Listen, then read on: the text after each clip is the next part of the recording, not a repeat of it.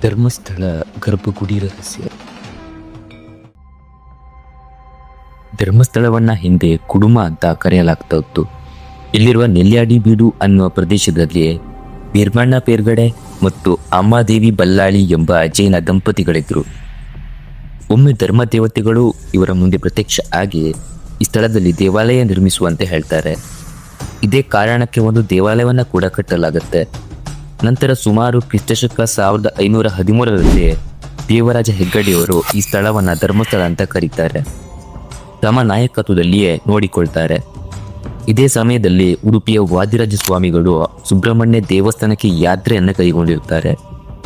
ಧರ್ಮಸ್ಥಳಕ್ಕೆ ಭೇಟಿ ನೀಡಿದ ವಾದಿರಾಜರಿಗೆ ಧರ್ಮಸ್ಥಳ ದೇವಸ್ಥಾನದ ಅರ್ಚಕರು ಶಿವಲಿಂಗಕ್ಕೆ ಅರ್ಪಣೆ ಮಾಡಿದಂಥ ಪ್ರಸಾದವನ್ನು ನೀಡ್ತಾರೆ. ಆದರೆ ವಾದಿರಾಜರು ಅದನ್ನ ನಿರಾಕರಿಸ್ತಾರೆ.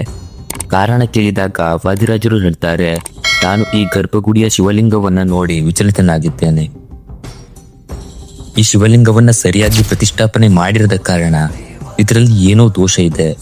ವೇದ ವಿಧಾನಗಳ ಪ್ರಕಾರ ಈ ಲಿಂಗ ಪ್ರತಿಷ್ಠಾಪನೆಗೊಂಡಿಲ್ಲ ಅಂತ ಹೇಳ್ತಾರೆ. ನಂತರದಲ್ಲಿ ವಾದಿರಾಜರು ತಮ್ಮ ಯೋಗ ಶಕ್ತಿಗಳ ಮೂಲಕ ಲಿಂಗವನ್ನ ಪವಿತ್ರಗೊಳಿಸಿ ಹಾಗೂ ಈ ಸ್ಥಳಕ್ಕೆ ಧರ್ಮಸ್ಥಳ ಅನ್ನುವ ಹೆಸರನ್ನ, ಹಾಗೆ ಲಿಂಗಕ್ಕೆ ಮಂಜುನಾಥ ಅನ್ನುವ ಹೆಸರನ್ನು ನೀಡ್ತಾರೆ. ಯಾವುದೇ ಜಾತಿ ಮತ ಧರ್ಮದ ಭೇದ ಭಾವ ಇಲ್ಲದೆ ಶಿವನನ್ನು ನಂಬಿದ ಎಲ್ಲಾ ಭಕ್ತರು ಮಂಜುನಾಥನ ದರ್ಶನ ಪಡಿಬಹುದು.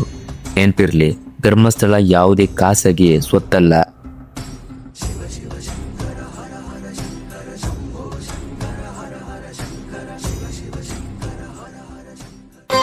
ಮತ್ತೆ ಭೇಟಿಯಾಗೋಣ. ನಮಸ್ಕಾರ.